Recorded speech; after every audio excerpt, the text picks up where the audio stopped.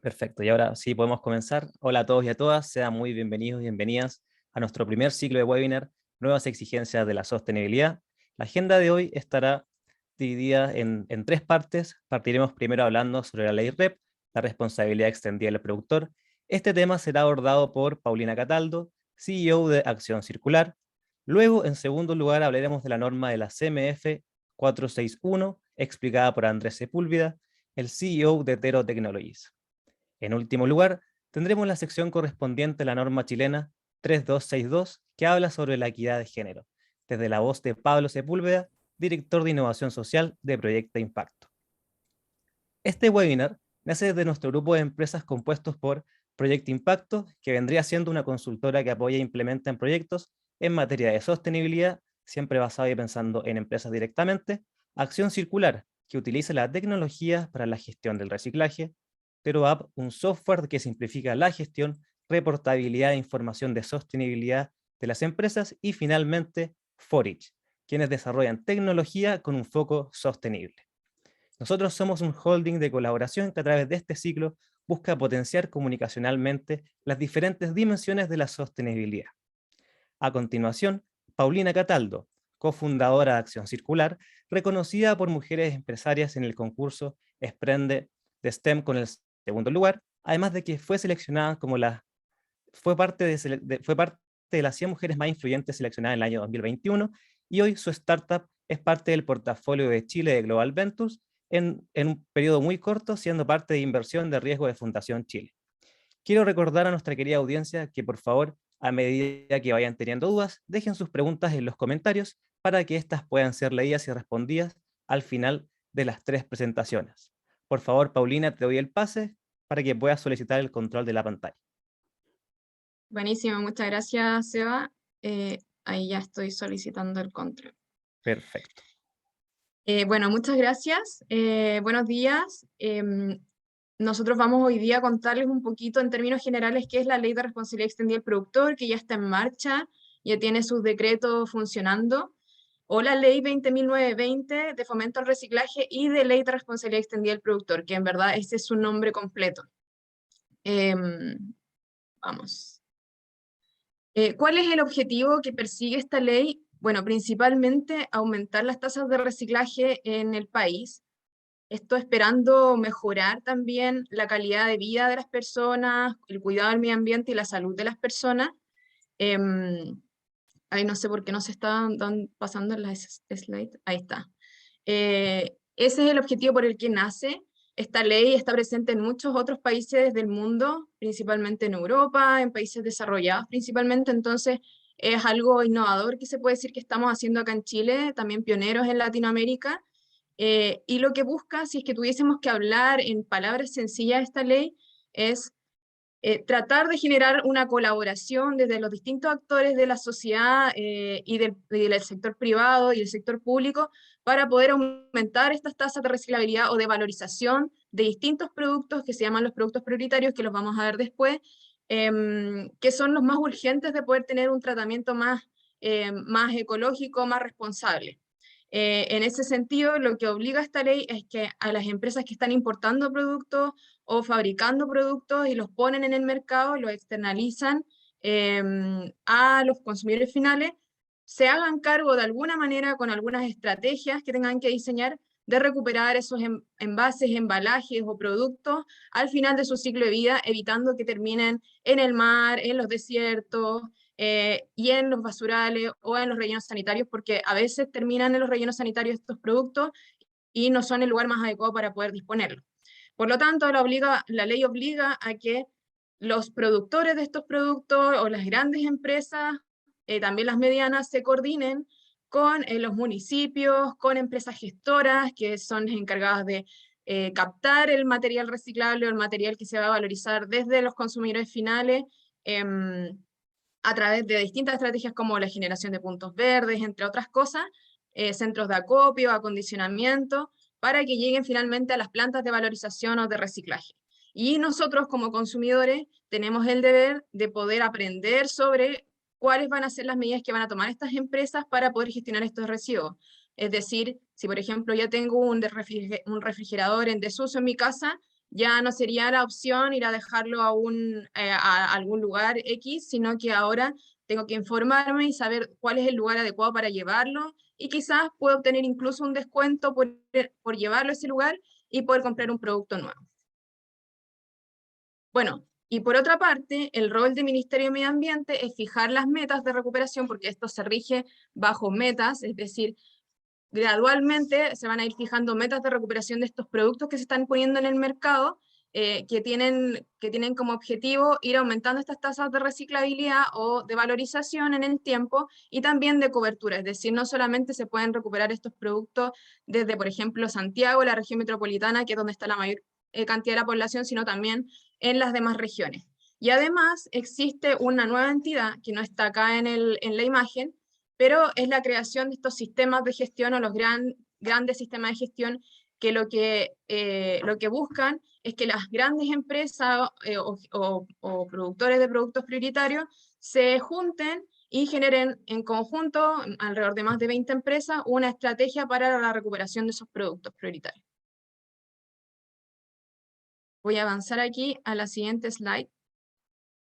Entonces, esta ley se basa a través del principio de jerarquía, uno de los principios que tiene la jerarquía, y que es también este principio básico de que tiene el concepto de economía circular, que es mejor prevenir un residuo, que es la primera parte de la pirámide invertida, la prevención del residuo antes de la generación del residuo. Si ya el residuo se genera, la idea es poder reutilizarlo en el mismo proceso, y si es que no se puede reutilizar en el mismo proceso, ya se puede reciclar. Si es que no se puede reciclar ni hacer nada de lo anterior, existe la valorización energética, y en último lugar, el tratamiento de ese residuo que se está generando por el fin del ciclo de vida de ese producto, es la eliminación. En ese sentido, el rol del Estado también es poner estas metas, como les había dicho, que se van a ir revisando cada 5 años.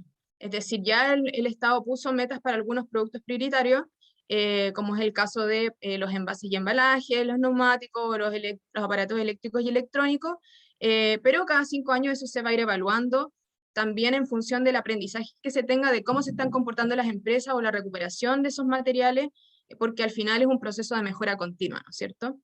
Entonces, las obligaciones a las que se exponen las empresas hoy día es organizar y financiar la recolección del tratamiento de residuos a través de un sistema de gestión, que esta entidad, que es sin fines de lucro, que junta muchas empresas para generar estrategias de recuperación de residuos.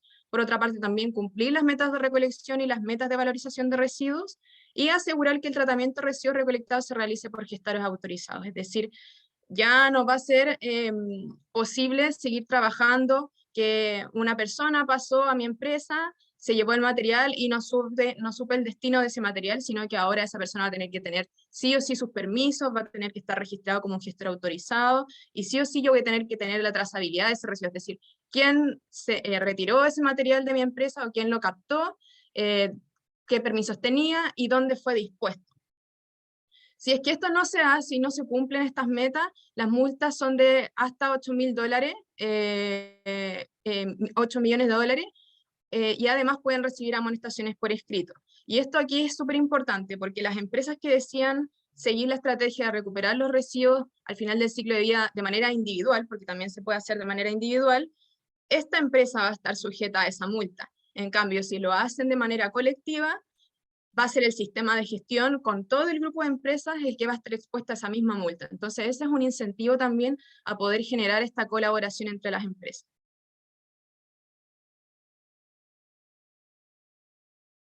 Entonces, ¿cuáles son los productos prioritarios? Son 6 productos prioritarios: los aceites lubricantes, los aparatos eléctricos electrónicos, las baterías de autos, de camiones, los envases e embalajes, neumáticos y pilas. ¿Y por qué son estos productos prioritarios y no otros? ¿Por qué no, no sé, los orgánicos, las revistas, no, cualquier otro tipo de producto? Es principalmente porque son productos que están generando muchos problemas en su gestión. Son de consumo masivo, es decir, se están generando muchos residuos asociados a esto, y por ende corresponden a un volumen significativo de residuos que se pueden estar generando hoy. Además, algunos son residuos peligrosos, es decir, necesitan un tratamiento especial, como es el caso de las baterías, como es el caso de los aparatos eléctricos y electrónicos, que muchos tienen componentes que son residuos peligrosos, que si son dispuestos en el mar, en el desierto, en los bosques, en rellenos sanitarios incluso, pueden generar sustancias que son tóxicas para el ser humano y para la tierra, que son también factibles de valorizar, es decir, podrían tener algún tratamiento más sustentable y que tienen una regulación comparada. En ese sentido, estos productos prioritarios son muy similares a los productos prioritarios que se norman en otros países, en Japón, por ejemplo, en otros países también se han involucrado el tratamiento de los autos, pero en Chile nos quedamos con estos para partir, incluso ya se está hablando de los textiles, por si no saben, por todo lo que está pasando en el desierto, de que se está llevando mucha ropa y se está juntando, se está tratando de impulsar que la ley REP también involucre los textiles, de hecho ya se declaró. Desde el Ministerio de Medio Ambiente dicen que van a comenzar a hacer gestión sobre eso. Entonces, ¿cómo se comportan estas metas? Bueno, son metas progresivas a lo largo de los años, y en el caso de los aparatos eléctricos y electrónicos, que hoy día su tasa de valorización es del orden del 3% menos, la idea es partir con una meta muy similar a la valorización que hoy tienen. Entonces, por ejemplo, al segundo año la meta es de un 5%, al año 4 de un 12%, así hasta llegar al año 10 a un 45% de la valorización. Obviamente dentro de los aparatos eléctricos y electrónicos hay distintas categorías, intercambiadores de temperatura, pantallas, cables, etc. Pero lo más importante de esto es que va a ser gradual y que se va a ir considerando, por ejemplo, si se fijan en el cuadrito del lado inferior, el primer año solamente se van a poder recuperar aparatos eléctricos y electrónicos de todas las ciudades que tengan o comunas que tengan una población de más de 500.000 personas, para después el segundo año ir avanzando con comunas que tengan una población superior de 250.000 habitantes y capitales regionales, y así hasta ir llegando a la mayor cantidad de comunas con población superior a 150.000 habitantes. Entonces, en ese sentido, también hay una esperanza para las regiones para que no todo se concentre en las grandes ciudades o en Santiago, sino que también ir abarcando la posibilidad de reciclar desde regiones. En el caso de envases y embalaje, existe una diferenciación, principalmente porque en el caso de los envases y embalajes que se están generando a nivel domiciliario, que son los que llegan a nuestras casas, tienen una tasa de reciclaje más baja, que es del orden de un 12%, que en el caso de las metas de embalaje para no domiciliarios, que es donde entrarían los tambores que se generan, por ejemplo, desde los fitosanitarios en la agricultura, los cajas de plástico o bins, etcétera, que tienen un uso más industrial, el film. En el caso de los patios traseros de las empresas hay tasas de reciclaje superiores que la recuperación que tenemos de las personas en sus casas, y por eso las metas también son más ambiciosas en el caso de los no domiciliarios que de los domiciliarios, que en el caso de los domiciliarios parten del orden del 11%, por ejemplo, en el vidrio, que es uno de los residuos que hoy día más se están reciclando, que son los más fáciles de identificar, para llegar incluso casi al 60% al final del 10º año. Entonces, esta es como la parte quizás más valiosa de esto, es cómo calculo mi cuota. Ya estamos en la fecha, nos están pisando los talones todo lo que viene de la regulación de la ley REP. De hecho, ahora en junio es la declaración de la línea base de las empresas para el sistema RED de REDSE del Ministerio de Medio Ambiente, y lo que nosotros proponemos es un cálculo en 3 pasos. El primer paso es realizar un análisis de materialidad, es decir, de todos los productos que estoy poniendo en el mercado, ya sea electrónicos, envases y embalaje, comenzar a hacer un listado de estos productos y separar las materialidades o separarlos, identificarlos en las distintas categorías que correspondan, en el caso de eléctricos, electrónicos, etc. Y para eso vamos a necesitar una pesa y ir desembalando los productos de sus cajas, separar las cintas de scotch, separar las etiquetas, y todo eso tiene un peso y se va categorizando, por ejemplo, en los plásticos, qué tipo de plástico es, en la celulosa, etcétera, y así ir separándolo. Para después pasar a un segundo paso que tiene que ver con una priorización, es decir, empezar a cruzar la información de estas mediciones de cada uno de mis productos puestos en el mercado con, gracias a Seba, con las ventas que tuvimos de los materiales en un periodo de tiempo. En este caso, para la declaración del 2022, son las ventas del 2021. Y en ese sentido hay que ser súper rigurosos y también muy honestos también en qué tipo de plástico, por ejemplo, estoy categorizando mi producto, porque dependiendo de los tipos de plásticos que se tengan que recuperar al final del ciclo de vida van a haber tarifas distintas. Es más complicado recuperar un plástico tipo 7 del mercado que, por ejemplo, el PET, que ya las personas tienen el hábito de reciclar las botellas de plástico PET en el mercado. Y finalmente, para el tercer paso, diseñar una estrategia REP, es decir, tomar decisiones.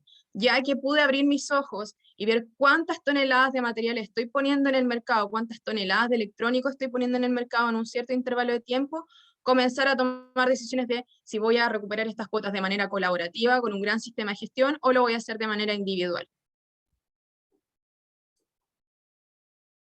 Entonces, por ejemplo, en el caso de un archivador que venga en un formato de 10 cajas, en una cajita dentro de otra caja mayor donde vienen varias cajas de archivadores, lo que se tiene que hacer es pesar cada una de esas cajas, pesar el scotch que está conteniendo en esa caja, pesar también las etiquetas y asignar todos esos pesajes a un archivador. Por ejemplo, si tengo mi listado de SKU por producto unitario, pesar todo eso, asignarlo a una archivadora y voy a tener como mi unidad, se puede decir, y comenzar ya con las ventas, comenzar a sacar resultados de cuántos materiales estamos poniendo en el mercado.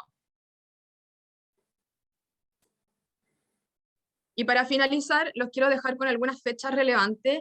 En este caso, ya para junio es necesario que se hagan las declaraciones, como les decía, de la línea base de la ley REP en el sistema de REPSE del Ministerio de Medio Ambiente, para que en julio las empresas tomen la decisión a cuál va a ser la estrategia que van a seguir para la recuperación de sus cuotas de ley REP. Si se van a afiliar a algún gran sistema de gestión, lo van a hacer de manera colectiva con más de 20 empresas no relacionadas, o lo van a hacer de manera individual, que van a ser quizás los menores casos y casos muy específicos que lo puedan hacer.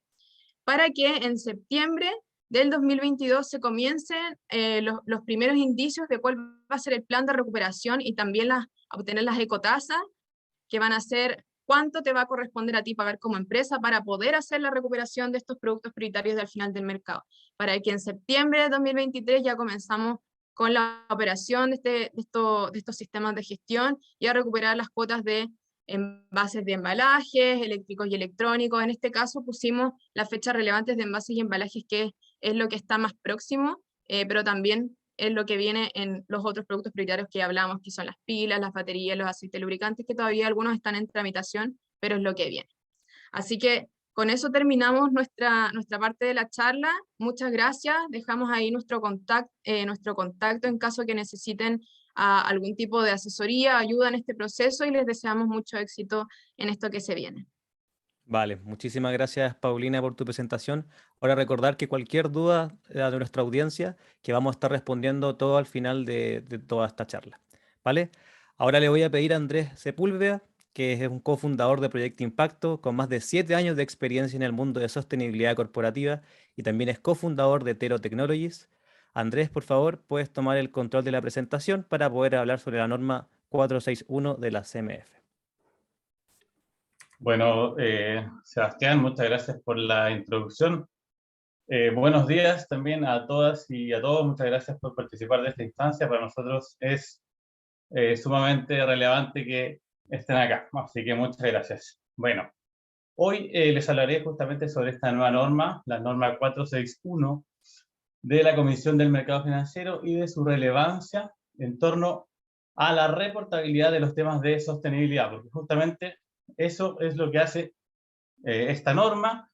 Lo que hace es dar un fuerte impulso a la reportabilidad de los temas de sostenibilidad, ya que incorpora los temas ambientales, sociales y de gobierno corporativo en la memoria anual. Vamos a ver más detalles. A ver si cambia. Ahí sí. Ok. Entonces, lo primero y muy importante entender es el origen de todo esto, que es justamente desde la CMF, que es la Comisión para el Mercado Financiero, y que es una institución que, entre otras cosas, debe velar porque exista una correcta y una suficiente información para que funcionen bien los mercados de capitales y para que los inversionistas, y esto es súper importante, los inversionistas puedan tomar decisiones de inversión con información completa. ¿Ok? Todo esto se resume en esta cita que está tomada de la CMF durante el proceso de la elaboración de la norma, que dice que existe un conjunto de inversionistas cada vez más relevantes en los mercados, tanto nacionales como extranjeros, que para poder elegir aquellos instrumentos financieros que se ajustan en mejor medida a sus políticas de inversión, deben contar con información de las políticas, las prácticas y las metas en materias medioambientales, sociales y de gobernanza. ¿Ya? Esto es lo que se conoce como, en inglés, ESG, que es en español, bueno, ASG, que es ambiental, social y de gobierno corporativo, y vamos a estar usando esta nomenclatura a lo largo de esta conversación. Entonces, ¿cómo entendemos, en otras palabras, justamente esta motivación?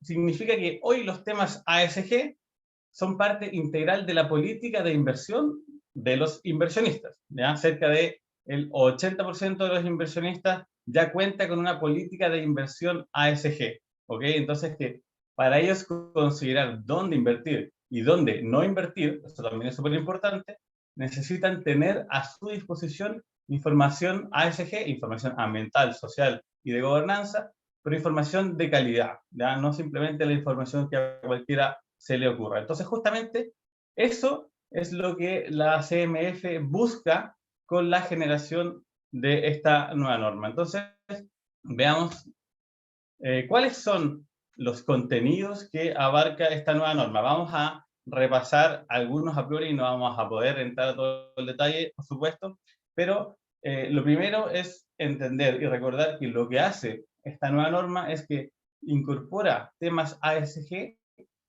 transversalmente en lo que antes era la memoria anual. Por eso también se conoce como que incorpora temas ASG en la memoria anual. Y entonces la transforma en lo que se conoce como un reporte integrado, es decir, un reporte donde se incorporan los temas financieros, así como los temas no financieros, que esta última parte serían los temas ASG justamente. Acá en la pantalla podemos ver cuáles son los temas considerados en esta nueva versión de la memoria anual y que a priori podría parecerse más o menos a los temas que ya se contemplaban en la memoria, en la norma general 30. ¿no? Esta norma cambia o actualiza esta norma general 30. Pero bueno, la realidad es que los temas ASG van apareciendo con mucho mayor detalle en la medida que vamos entrando en cada uno de estos 8 puntos que vemos en la pantalla.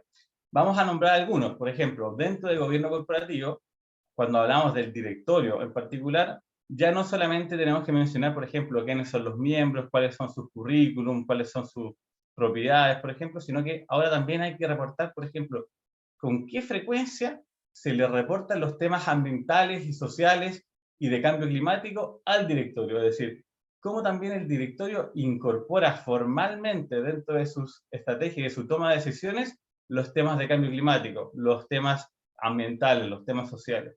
Entonces, desde ese punto de vista hay una accountability, un hacerse cargo, un hacerse responsable, donde se nos pide transparentar todo ese tipo de temas. ¿ya? Entonces, justamente ahí muy alineado con lo que es el estándar TCFD, que es el Task Force on Climate Related Financial Disclosure. En el fondo es cómo la alta dirección de una empresa se hace cargo de las potenciales oportunidades y riesgos del cambio climático. ¿ya? Todo eso viene dentro, en este caso, del pilar de gobierno corporativo. Luego, en el punto de la estrategia, también se debe divulgar justamente si es que la empresa tiene o no tiene una estrategia climática. En caso de no tenerla, hay que mencionarlo explícitamente, y obviamente eso es algo que a las empresas no les gusta decir, no tenemos una estrategia climática, por lo tanto también esto es un movilizador hacia atrás. También deben reportar en términos de derechos humanos si es que hay alguna estrategia para el cumplimiento, y además si es que están o no alineados con los objetivos de desarrollo sostenible o algún elemento similar.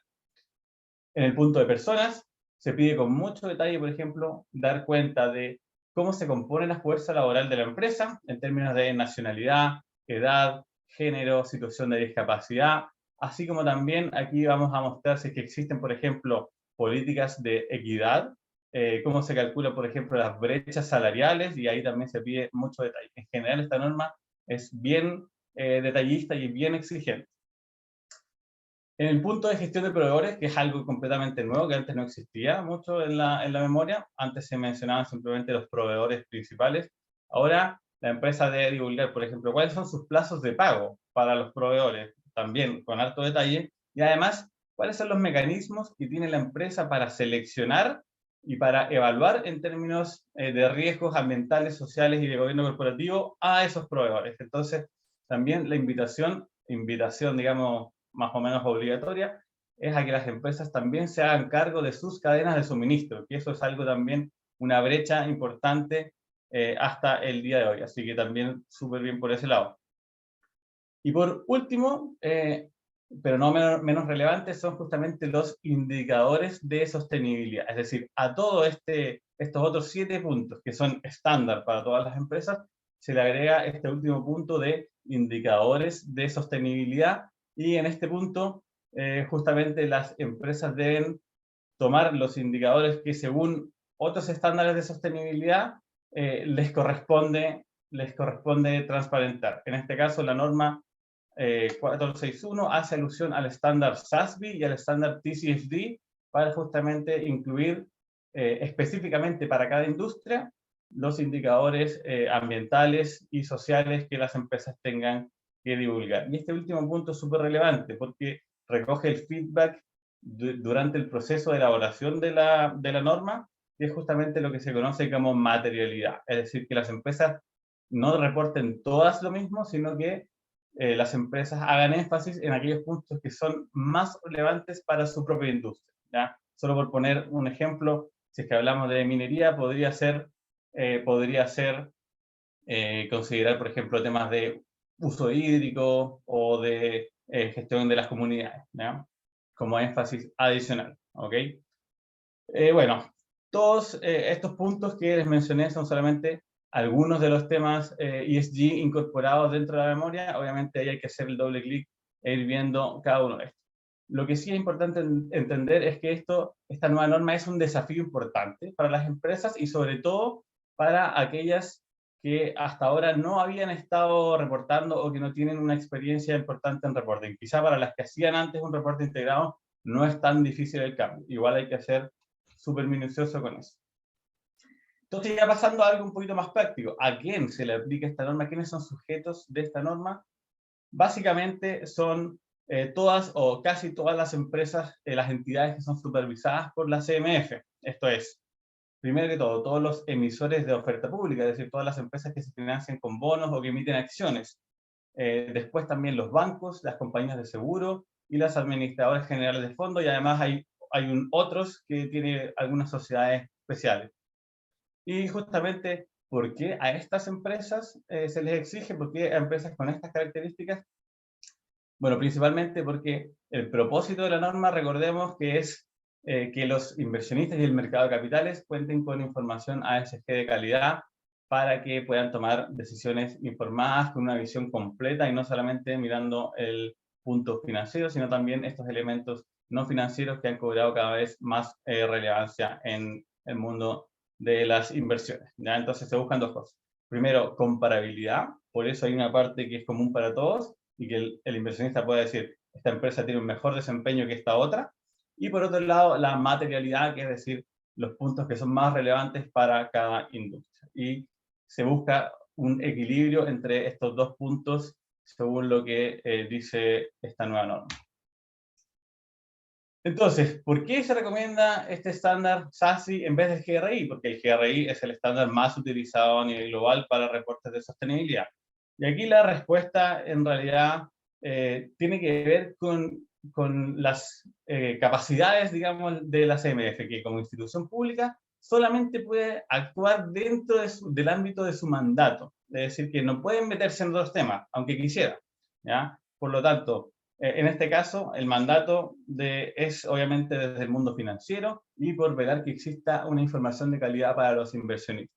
Entonces, en este sentido, el enfoque de GRI, que es multi-stakeholder, versus un SASB o un TCFD que están orientados justamente a los inversionistas, entonces el GRI como que se escapa un poco de las atribuciones de la CMF. No es que no lo quisieran hacer, sino que no pueden como por orgánica de la CMF, ¿ya? Entonces es más bien desde ahí que se elige este estándar SAS, ¿ya? Igualmente, y lo podemos mencionar quizá después en las preguntas, pero estas cosas son compatibles. Yo podría hacer un reporte CMF y mezclarlo con un GRI. Se puede hacer, ¿no? Entonces, ¿cuándo entra en vigencia esta norma? Igual que la ley REP que comentó Paulina recién, esto es incremental, es decir, que se está implementando paulatinamente. Para el primer año de operación, esta norma salió la última, a final del año pasado, la versión ya oficial, y entra en vigencia para el primer grupo en marzo del próximo año, marzo del 2023, donde se reporta el periodo 2022. Y qué empresas o qué entidades son, gracias a qué entidades son las que caben en este primer grupo, son justamente las sociedades anónimas abiertas que superan los 20 millones de UF en activos, es decir, las SA abiertas más grandes. Un año después, las otras sociedades anónimas abiertas, que son más pequeñas, es decir, sobre 1 millón de UF en activos, y el tercer año, en marzo de 2025, entran ya el resto de las empresas que son sujetos de esta norma. Esto obviamente, la idea es que se vaya extendiendo, pero obviamente las atribuciones de la CMF también son acotadas y lo puede hacer, digamos, dentro de su ámbito de acción. Pero todo esto también es parte de un momentum global, digamos que en paralelo, por un lado, evidencia un crecimiento muy significativo de la inversión ESG. Por ejemplo, en la COP26 en Glasgow se comprometió, se creó un fondo de 130 trillion dólares, o sea, 130 con 12 ceros al lado, para combatir justamente el cambio climático. Mientras que por otro lado, igualmente los inversionistas declaran que la información ASG que encuentran es insuficiente o es de mala calidad. Entonces, dicho de otras palabras, hay más oferta que demanda en cuanto a inversión ASG, no solo en Chile, en general en el mundo. Por lo tanto, la oportunidad está ahí para las empresas, y es algo que desde mi punto de vista la CMF también busca que pueda ser aprovechado de buena manera. ¿Ok?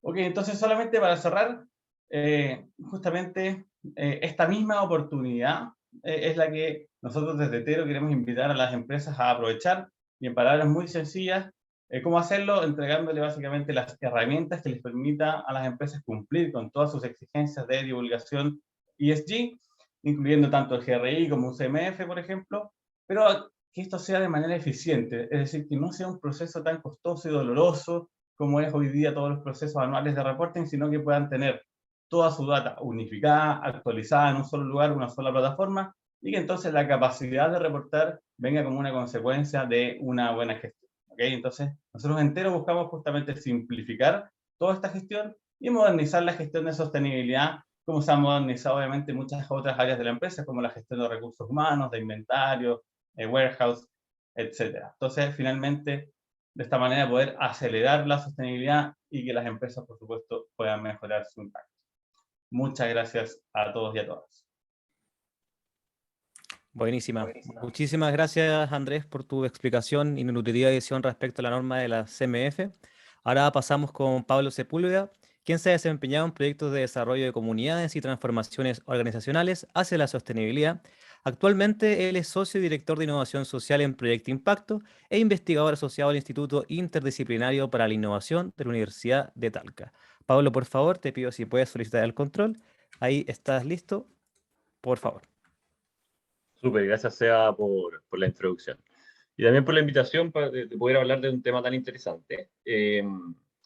Efectivamente, a mí me invitaron a hablarles sobre la norma 3262, que es de igualdad de género y conciliación, que en realidad no es una norma tan nueva, la verdad, ¿ya? De hecho, fue aprobada en marzo de 2012, pero últimamente ha cobrado harta relevancia, ha sido impulsado con mucha fuerza en distintas organizaciones de Chile. Pero antes de contarle precisamente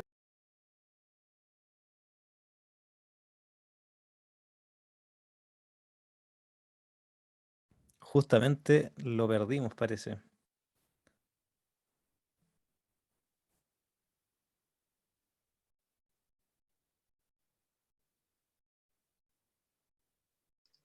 ¿Hola? Ahí sí, ahí volviste. Ahí estamos. Perfecto. Se me cayó, pero volvió, por suerte volvió inmediatamente. Bueno, estamos. Dale, cosas que pasan. Disculpen. Eh, bueno, estábamos hablando sobre la norma 3262, ¿cierto? No sé si todavía tengo el control, lo voy a solicitar nuevamente. Dale, Ahora sí. Ahí sí. ahora sí. Bueno, Dale, Pablo. estábamos en que la norma 3262 no es tan nueva, 2012, y tiene mucha relevancia hoy, el día de hoy. Les quiero contar un poquito más sobre la norma. Antes de que partamos, vamos a revisar sobre la norma, pero me gustaría darles contexto. ¿Ya? Eso es bien relevante entender de dónde surge todo esto. ¿Ya? Eh, entonces, en primer lugar, tenemos que entender que el mundo del trabajo es un aspecto más de la sociedad, ¿ya? Y es uno bastante importante en realidad si pensamos en la proporción de tiempo que destinamos de nuestras vidas al trabajo. Y en este sentido es natural que ciertas desigualdades que vemos en otros ámbitos de nuestra vida en general también estén reproducidas en el ámbito laboral, ¿ya?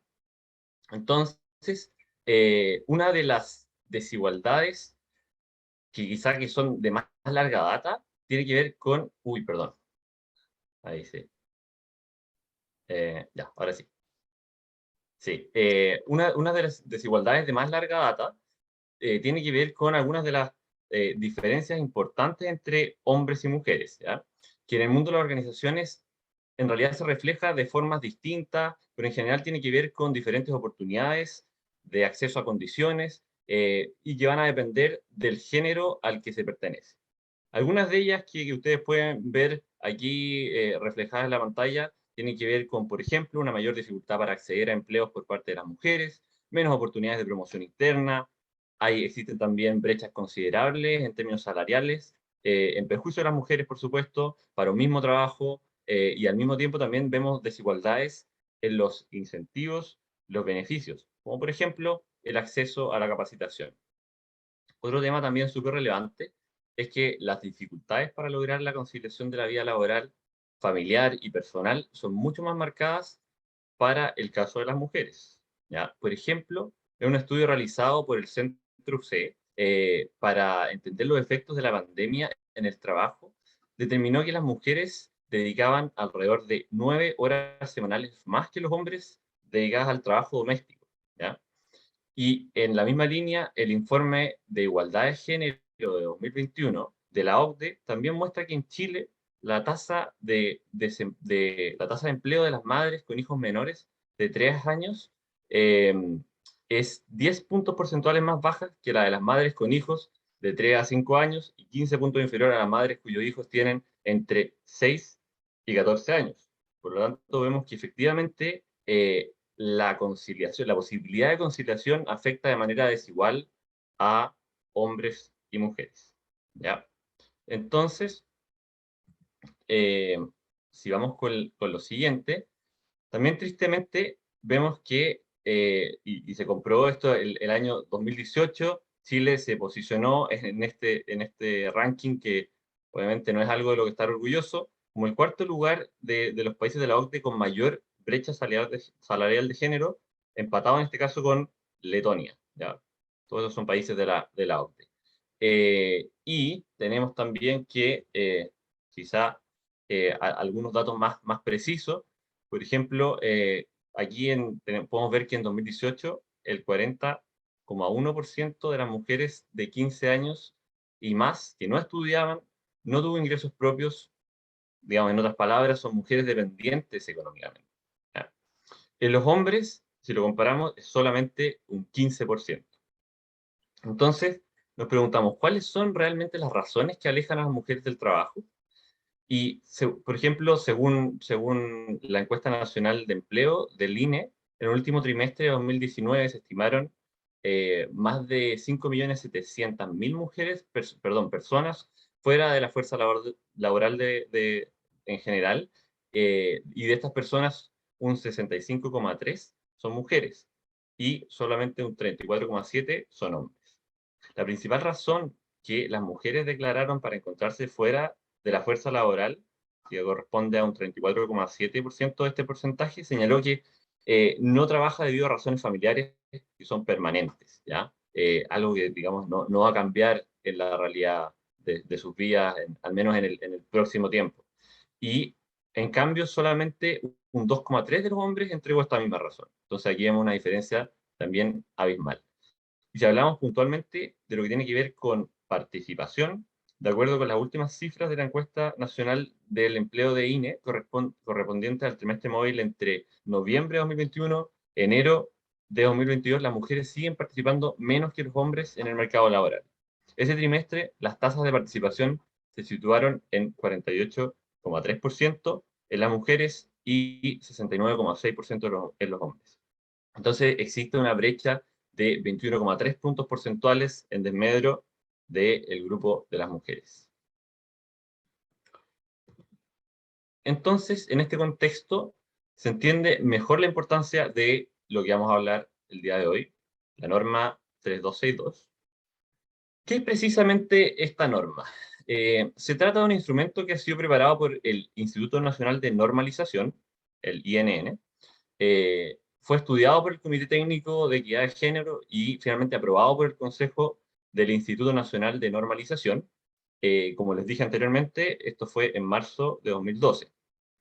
Y lo que hace es proponer los requisitos mínimos que las organizaciones deberían cumplir en materia de gestión de igualdad de género y conciliación de la vida laboral, familiar y personal. Esta norma se aplica a organizaciones en realidad de cualquier tamaño de actividad, en el sector privado, el sector público, organizaciones de la sociedad civil, y en verdad es de aplicación voluntaria, no hay una obligatoriedad, se establece por consenso dentro de las organizaciones y en realidad debería ser entendido como un complemento a la reglamentación, a la regulación que pueda existir de forma más amplia. Y para quienes estén familiarizados con los estándares, con otros estándares, digamos, esta norma sigue una lógica similar a la de otras normas, como la ISO 9001 de gestión de calidad o la ISO 14001 de sistemas de gestión ambiental. Entonces,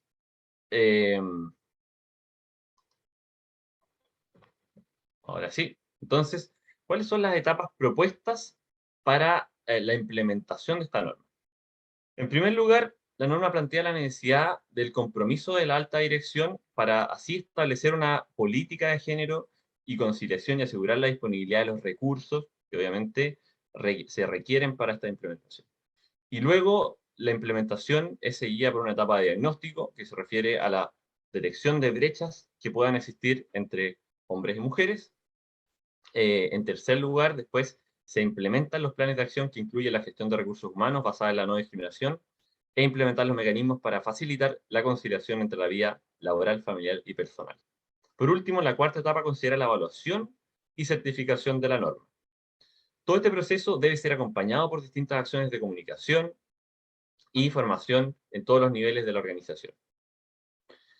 Si vamos un poco más en detalle hacia las etapas, en la primera etapa, para conseguir el compromiso de la alta dirección, y de esta forma estamos facilitando el éxito de la implementación del sistema de gestión, se debe definir el alcance de la implementación, que podría no ser necesariamente toda la organización, podría ser quizá solo algunos departamentos, alguna división de la empresa o alguna ubicación geográfica también, ¿ya? Eso es una decisión que se establece por un tema más estratégico, ¿cierto?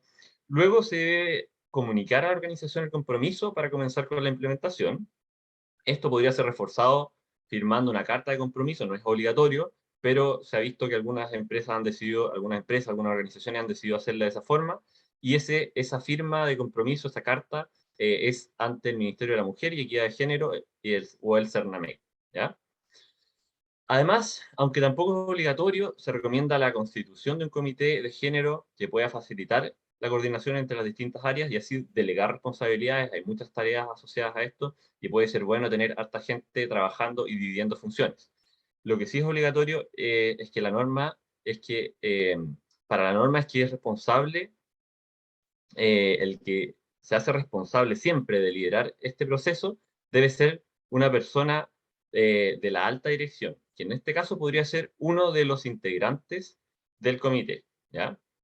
Y luego respecto al diagnóstico, que es la segunda etapa, el objetivo en general tiene que ver con identificar las brechas de género que pudieran existir en temas muy diversos, como compensaciones, participación laboral en distintos cargos, uso de medidas de consideración diferenciadas por sexo, etc. ¿Ya? Aquí es bien amplio y esto va a depender un poco del plan de acción que se vaya generando en cada empresa. Las subetapas van desde el levantamiento de información, luego análisis de la misma información, para finalizar luego con la generación de indicadores y objetivos del sistema de gestión de igualdad de género y de conciliación. Pasando después a las siguientes etapas, la tercera etapa contempla primero la generación de los planes de acción y documentos. En primer lugar, la política de igualdad de género y conciliación, que finalmente es el documento que formaliza el compromiso de la organización en temas como el desarrollo de una cultura de trabajo inclusiva y equitativa y la promoción de la igualdad de oportunidades. Por su parte, los procedimientos acompañan esta política y de alguna manera están describiendo las acciones que la organización realiza para estar garantizando la igualdad de oportunidades, la no discriminación por género en el acceso a las diferentes funciones y los niveles de la organización. También se debe contar con todos los registros de las acciones realizadas gracias a el seguimiento de indicadores y otras evidencias. El manual del sistema de gestión, por su parte, es la guía de aplicación de la norma en la organización, es decir, da cuenta de cómo el proceso se implementó y cómo se sigue implementando un proceso, digamos, permanente en revisión. Por último, la cuarta etapa indica que para el correcto funcionamiento de la norma se debe hacer un seguimiento constante con evaluaciones por parte de la alta dirección y auditorías internas para evaluar el desempeño de su sistema de gestión. Luego, el proceso final va a consistir en una auditoría externa de certificación por parte de organismos de certificación que están acreditados por el INE. Aquellas organizaciones que ya hayan sido certificadas en esta norma podrán postular también al sello Iguala, que es un reconocimiento otorgado por el CERNAME. Existen algunas pocas, existen solamente 2 organismos certificadores acreditados en esta norma, que son AENOR y APLUS, que ustedes lo pueden ver reflejado en la pantalla. Así que eso sería todo con la presentación. Les agradezco mucho su atención y obviamente si tienen cualquier consulta, necesidad de apoyo, podemos conversar tanto ahora en el espacio de preguntas como más adelante. Eso, muchas gracias. Vale, Pablo, muchísimas gracias por tu presentación. Ahora vamos a pasar finalmente a las preguntas, el momento más esperado por todo nuestro público. Y vamos a comenzar con una pregunta para Andrés, ¿vale? Esta vendría siendo la siguiente. ¿Qué beneficios existen de generar una memoria con enfoque ASG, además de cumplir la norma? Bueno, obviamente ya, a partir de cumplir la norma, por supuesto, pero sobre todo desde el punto de vista de la inversión, de los inversionistas que están buscando empresas que tengan estándares o que divulguen temas ASG de buena calidad. Al cumplir la norma ya estamos llegando a un piso importante para cumplir justamente con ese tipo de requerimientos por parte de inversionistas. Entonces la oportunidad, como lo dije antes, está desde recibir mayor inversión o sobre todo ampliar el universo de potenciales inversionistas que hoy día tienen esas políticas de inversión ESG. Buenísima. Muchas gracias, Andrés, por tu respuesta. Esta es una pregunta para Paulina. ¿Cuándo parten las multas de la ley REP en caso de incumplimiento? Bueno, gracias por la pregunta. Las multas parten a partir del 2023. De hecho, ya este año comienzan las declaraciones y la idea es que todo se comience a armar para que el 2023 comiencen las multas. Igual hay que tener en consideración que este proceso se viene aplazando ya desde hace un tiempo. Entonces, puede ser la posibilidad de que se vuelva a aplazar, porque hay muchas empresas, muchas, que no han declarado, que probablemente en esta ocasión tampoco declaren, y en el fondo eso genera muchas tensiones en la industria porque No hay mucha, no se está siguiendo lo que debería pasar, que es la declaración.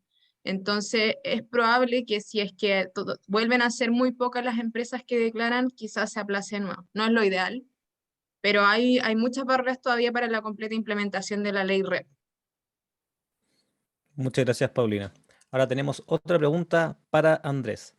Acá nos escribió lo siguiente. Andrés, yo tenía entendido, y así me lo explicaron desde el proyecto, que SASB define los temas relevantes que cada industria debe reportar y que GRI aporta los indicadores a través de los cuales se puede reportar los avances de cada tema. ¿Esto entonces no es así? ¿SASB provee los indicadores necesarios para reportar los avances en cada tema? Por favor. Es una súper buena pregunta. Efectivamente, es un poquito más técnico que lo que alcanzamos a abordar en esta presentación, pero efectivamente ahí está la diferencia entre un framework y un estándar de sostenibilidad. Son dos cosas complementarias. En este caso, SASB efectivamente lo podemos usar para definir cuáles son los temas ESG para abordar, y esto se puede complementar con un GRI que tiene un detalle mucho mayor, o sea, tiene un doble clic mucho mayor GRI que SASB. Entonces, los estándares y los frameworks son elementos complementarios, así como también se pueden justamente complementar. Si es que una empresa ya usaba GRI antes de la norma, puede perfectamente implementar la norma y a eso complementarlo con el GRI. Es decir, aquí lo que menos se busca es que haya un retroceso o una disminución en los estándares de sostenibilidad. Al contrario, es decir, empujar a mejorar la calidad de la información ASG, y en ese sentido, si es que la empresa ya tenía un GRI o ya ha sido un reporte integrado, por favor sigan haciendo todo lo que venían haciendo y simplemente vean cuáles son los puntos donde hay alguna brecha. Esa es un poco la invitación. Buenísima, muchas gracias, Andrés. Ahora, una pregunta para Pablo. ¿Cuáles vendrían siendo los beneficios de ser más diverso, equitativo e inclusivo para las organizaciones? Gracias, Seba. Sí, es una pregunta relevante que obviamente no alcanzamos a abordar en la presentación. Lo que tiene que ver con, bueno, ¿por qué las empresas finalmente hacen esto? Hay, a nivel mundial, esta es una pregunta que es relevante y se ha hablado de algunos temas, tanto, bueno, en espacios académicos, también en espacios también del mundo del trabajo.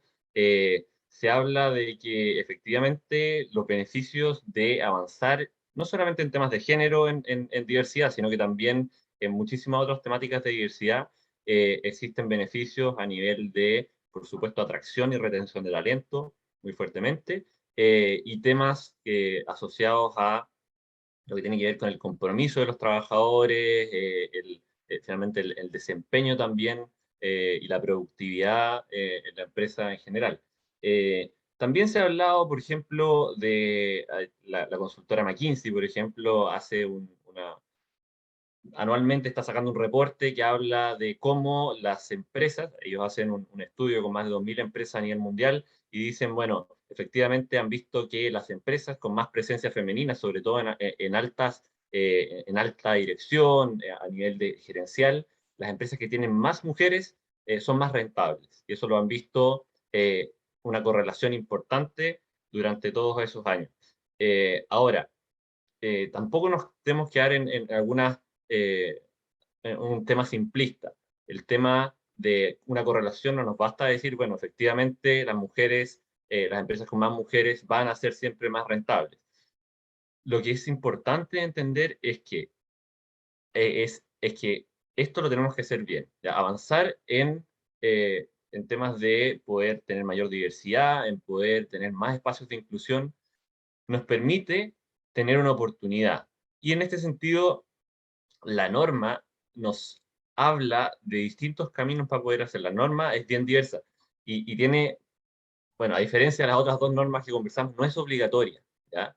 Todavía. No sabemos si esto quizá más allá, a veces las normas parten así y efectivamente se amplían después a otros grupos. Entonces, efectivamente, los beneficios están, pero la gracia es cómo la organización se va apropiando de estas oportunidades que se presentan a través de una mayor diversidad e inclusión. Buenísima, Pablo. Muchísimas gracias. Ahí nos estaban preguntando en el chat cuándo es la segunda charla. Esta vendría siendo el 8 de junio de 10 de la mañana a 11, por si acaso. Ahora quiero agradecerles a toda nuestra audiencia por haber participado de este primer ciclo de encuentro de nuevas exigencias en sostenibilidad y también dejarlos invitados al segundo y tercer ciclo donde vamos a estar abordando sobre las tendencias actuales y futuras de la sostenibilidad, y el último va a ser con nuestro invitado especial que vendría siendo Forich, hablando de tecnología y sostenibilidad. También los queremos dejar invitados a que respondan una pequeña encuesta que les va a estar llegando al correo electrónico. Ahora también pedirles si pueden prender por favor sus cámaras para poder sacar una foto respecto al webinar de hoy. Si no es mucha la molestia, ahí Caro ya puedes finalizar la grabación.